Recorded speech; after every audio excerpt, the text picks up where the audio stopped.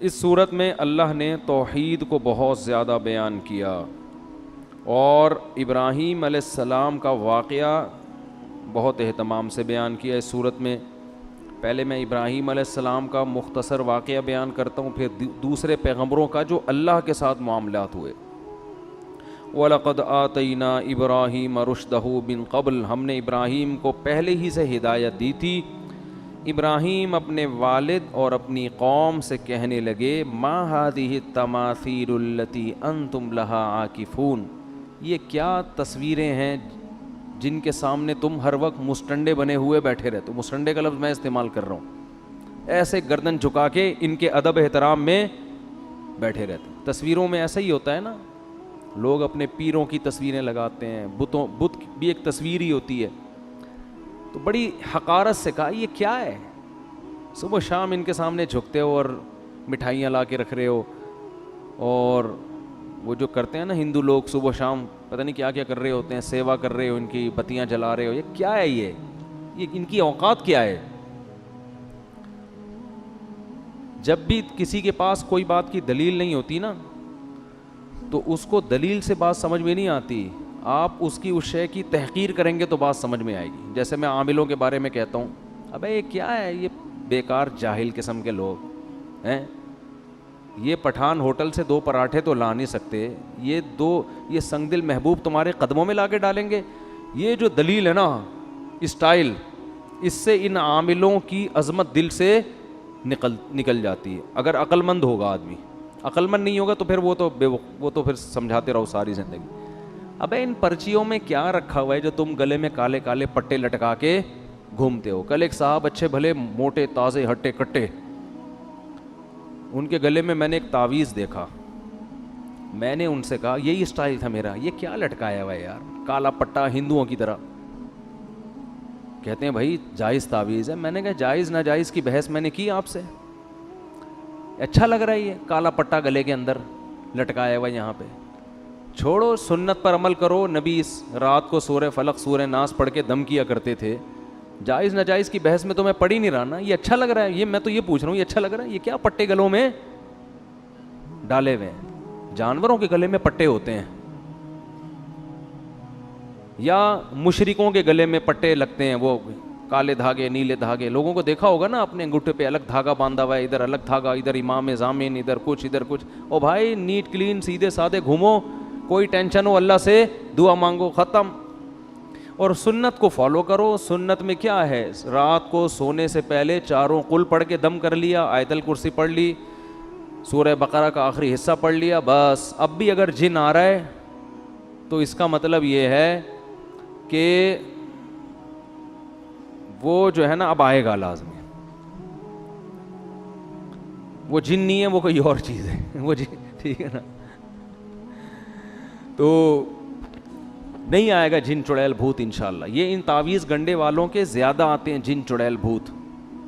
تو میرا بھی یہی اسٹائل ہوتا ہے, کیا گلے میں جاہلوں کی طرح پٹے ڈال کے. وہ کہتا ہے کیا ناجائز ہے. وہ بھائی ناجائز کا فتویٰ میں نہیں دے رہا, لیکن یہ اچھا لگ رہا ہے آپ کے گلے میں تو چھوڑو, اس کو اٹھا کے پھینکو. ہمارے گلے میں دیکھا کبھی کوئی پٹا؟ اللہ کا شکر ہے ہمارے بچوں کے گلے میں کوئی پٹا نہیں ہے, کچھ بھی نہیں. آرام سے ہنسی خوشی الحمدللہ اللہ زندگی دے رہا ہے, اللہ کرے ایسا ہی ہو.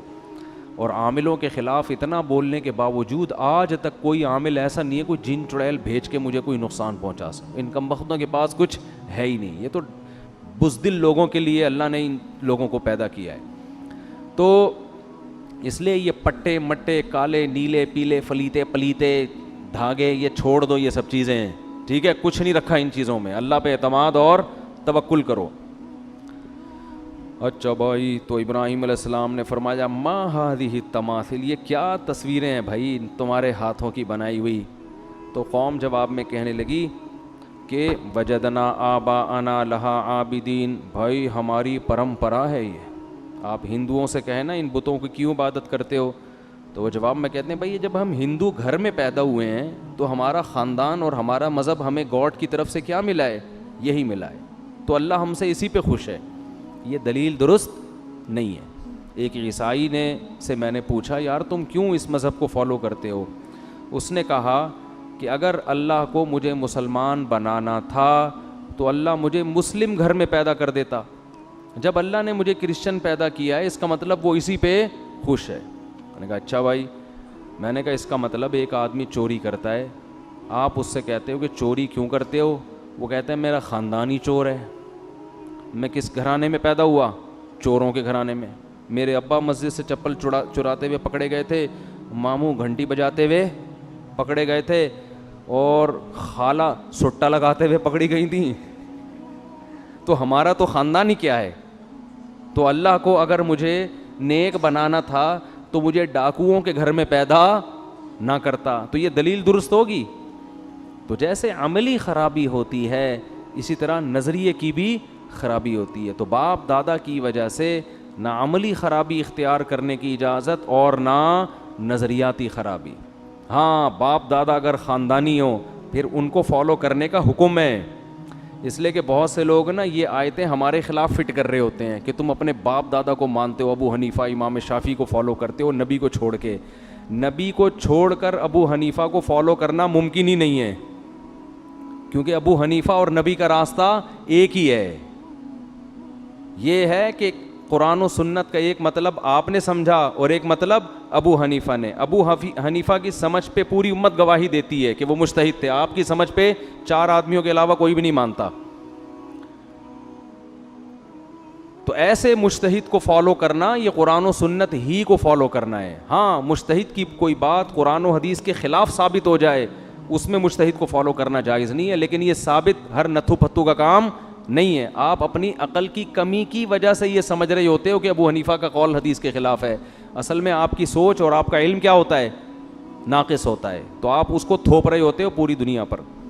خیر, تو ابراہیم علیہ السلام نے فرمایا کیا ما ہذہ التماثیل, یہ کیا ہے؟ یہ نا توہین کے وقت ایسا کہا جاتا ہے. تو انہوں نے کہا ہم نے اپنے باپ دادا کو اسی پہ پایا. تو ابراہیم علیہ السلام نے فرمایا لقد کنتم انتم, بے شک تم بھی, و آباؤکم تمہارے ابے دادے بھی, فی ضلال مبین کھلی ہوئی گمراہی میں پڑے ہوئے تھے. اب پوری قوم ایک طرف, اکیلے ابراہیم ایک طرف.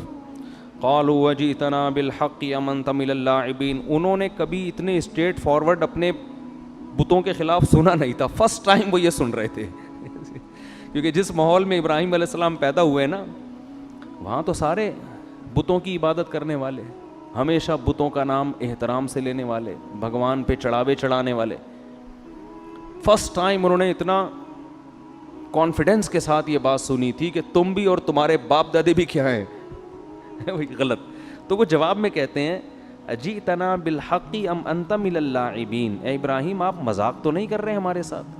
بعض دفعہ انسان مذاق میں ایسا بولو نا کہہ دیتے. ان کو اندازہ نہیں تھا کہ کوئی سیریسلی بھی ایسا کوئی بات کر سکتا ہے. اس سے پتہ چلتا ہے ماحول کیسا انسان کو تباہ کرتا ہے. سب ایک ہی گیت گانے لگتے ہیں بیٹھ کے.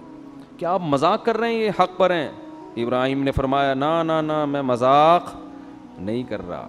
ربکم رب السماوات والارض, تمہارا رب یہ نہیں ہے, وہ ہے جس نے آسمانوں اور زمین کو بنایا.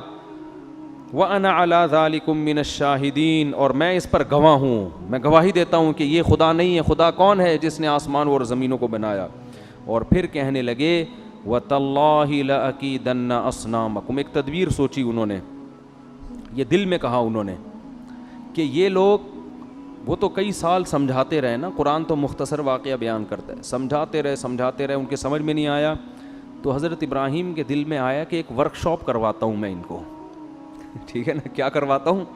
ایک پراپر ورک شاپ, ایک پریکٹیکل کر کے میں ان کو دکھاتا ہوں. تو ابراہیم علیہ السلام نے کیا کیا, انہوں نے سوچا کہ جس دن یہ لوگ تہوار منانے جائیں گے, ان کا کوئی تہوار آتا تھا اس میں سب اکٹھے ہوتے تھے. یہ بھی عجیب بات ہے, ہر قوم تہواروں میں اکٹھی ہوتی ہے اور مسلمان عید کے دن ہر ایک اپنی اپنی مسجد میں اخپل طریقے سے نماز پڑھا رہا ہے. حالانکہ ہمیں تو زیادہ بڑا اجتماع کرنا چاہیے نا. یہ بھی ایک عجیب سا کام ہو رہا ہے مارکیٹ میں. تو انہوں نے کہا کہ میں دل میں کہا تاللہ لأکیدن اصنامکم, میں تمہارے بتوں کی گت بناؤں گا. انہوں نے کہا جب جو ہے نا پریکٹیکل کر کے دکھاؤں گا پھر شاید ان کو عقل آ جائے. تو وہ قوم کہیں تہوار میں جانے لگی. حضرت ابراہیم سے کہا آپ بھی چلیں. انہوں نے فرمایا انی سقیم, میری طبیعت ٹھیک نہیں ہے. تو یہ جو کہا نا طبیعت ٹھیک نہیں ہے, تو یہ بظاہر تو جھوٹ ہے لیکن حقیقت میں جھوٹ نہیں تھا. ان کی نیت یہ تھی کہ ان بتوں کو دیکھ دیکھ کے میری طبیعت خراب ہو رہی. اس کو توریہ کہتے ہیں کہ آپ ایک لفظ بولتے ہیں اس کا مطلب آپ کچھ اور لیتے ہیں اور سامنے والا کچھ اور, یعنی ذو معنی لفظ استعمال کرنا. تو حضرت ابراہیم نے ذو معنی لفظ استعمال کیا, میری طبیعت خراب ہے. انہوں نے کہا چلو ٹھیک ہے آپ آرام کریں, ہم چلے جاتے ہیں. تو پھر کیا کیا, فجعلہم جذاذا الا کبیرا لہم, سب کو ٹنڈا اور لنجا کر دیا. انہوں نے گئے نا ان کے جو بھی ان کا بت خانہ ہوگا اس کے اندر بہت سارے بت تمیز سے رکھے ہوئے تھے, یہ روزی دینے والا, یہ اولاد دینے والا, یہ شادی کرانے والا, یہ کوئی شادی کر کے پھنس گیا تو اس کو اس مصیبت سے نکالنے والا. مختلف قسم کے بتوں کی ورائٹیز تھیں. ابراہیم علیہ السلام نے جا کے, بڑی ہمت کی بات ہے, پوری قوم میں اکیلے یہ کام کر رہے ہیں, تو کسی کے کان کاٹ دیا, کسی کے ہاتھ کاٹ دیا, لنگڑا کنا بنا دیا کسی کو. تو یہ سارا کام کرنے کے بعد جب وہ لوگ واپس, اچھا بہت ابراہیم علیہ السلام نے ذہانت یہ کی کہ جو ان میں سب سے بڑا مستنڈا تھا نا اس کے گلے میں کڑھالا لٹکا دیا, اس کو کچھ نہیں کیا اس کے گلے میں کیا کر دیا, کلہاڑا لٹکا دیا. تو جب وہ واپس لوٹے تو وہ اپنے بتوں کا حال دیکھ کے حیران ہو گئے, بھئی یہ ہمارے بت کو, ہمارے بھگوانوں کو, خداؤں کو ہو کیا گیا ہے. تو کہنے لگے من فعل ھذا بآلہتنا انہ لمن الظالمین, جس نے ہمارے خداؤں کے ساتھ یہ حرکت کی ہے وہ بہت بڑا ظالم ہے.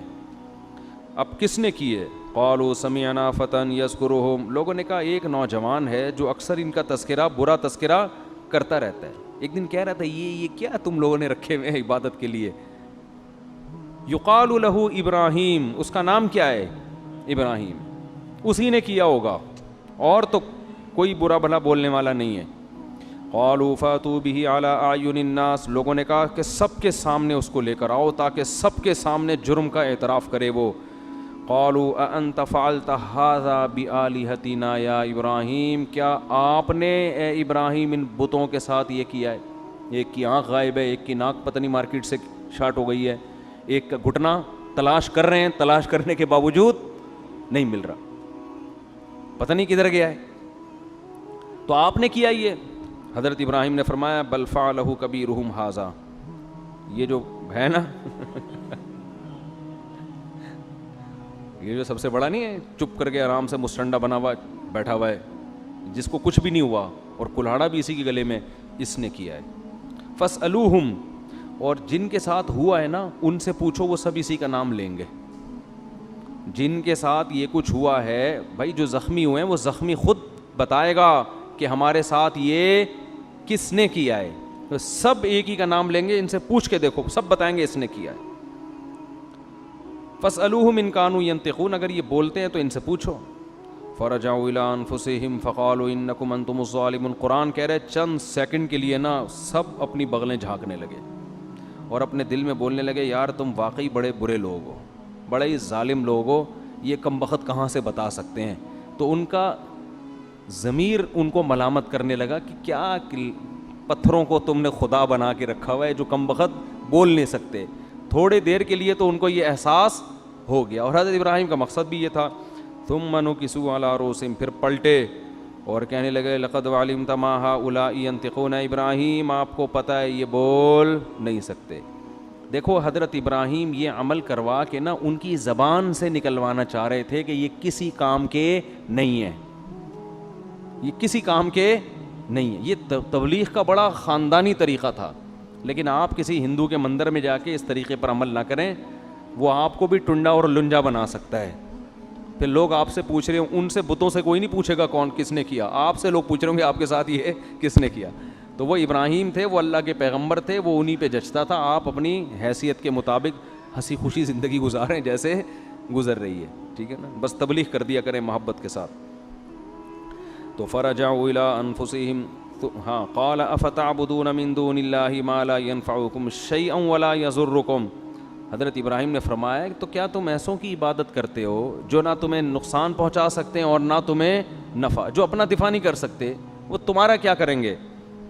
اف لکم ولما تعبدون من دون اللہ، تف ہے تمہارے اوپر. کیسا انداز ہے دیکھو تبلیغ. تف ہے تمہارے اوپر، اور جن بتوں کی تم عبادت کرتے ہو ان پہ بھی تف ہے، کسی کام کے نہیں ہے یہ. تو جواب میں کیا؟ باطل آدمی کے پاس دلائل تو ہوتے نہیں، دھمکیاں ہوتی ہیں. تو کہنے لگے حرقوہ وانصروا آلہتکم، لوگو ابراہیم کو جلاؤ اور اپنے خداؤں کی حفاظت کرو. خدا تو خود بندوں کی حفاظت کرتا ہے، ادھر کس کی حفاظت ہو رہی ہے؟ بھگوانوں کی حفاظت ہو رہی ہے. اللہ فرماتے ہیں قلنا یا نار کونی بردا وسلاما علی ابراہیم، آگ میں ڈالا گیا، ہم نے آگ کو حکم دیا ہے آگ ابراہیم پر ٹھنڈی اور سلامتی والی ہو جا. اللہ نے ابراہیم علیہ السلام کو بچا لیا اور ابراہیم علیہ السلام نے علاقہ چھوڑ دیا، کیونکہ اب وہ سمجھ گئے کہ یہ لوگ ماننے والے نہیں ہیں. علاقہ چھوڑا. اللہ نے آپ کو کیا نعمت دی؟ وَنَجَّيْنَاهُ وَلُوطًا إِلَى الْأَرْضِ الَّتِي بَارَكْنَا فِيهَا لِلْعَالَمِينَ. آپ کے بھانجے حضرت لوط بھی آپ پر ایمان لے آئے، دونوں چلے گئے برکت والی زمین ارض شام میں. لوط علیہ السلام کو وہاں ایک قوم کی طرف اللہ نے بھیجا، اور اللہ فرماتے ہیں وَوَهَبْنَا لَهُ إِسْحَاقَ، ہم نے ابراہیم کو ہبہ کر دی، ایک گفٹ میں اسحاق ایک بیٹا دے دیا. وَيَعْقُوب، اور بیٹے کے بعد پوتا بھی انہی کی زندگی میں دے دیا یعقوب. وَكُلًّا جَعَلْنَا صَالِحِينَ، اور سب کو ہم نے نیک بنایا. اور پھر اللہ نے نوح علیہ السلام کا تذکرہ کیا، پھر اللہ نے سلیمان اور داؤد علیہ السلام کا مختصر تذکرہ کیا.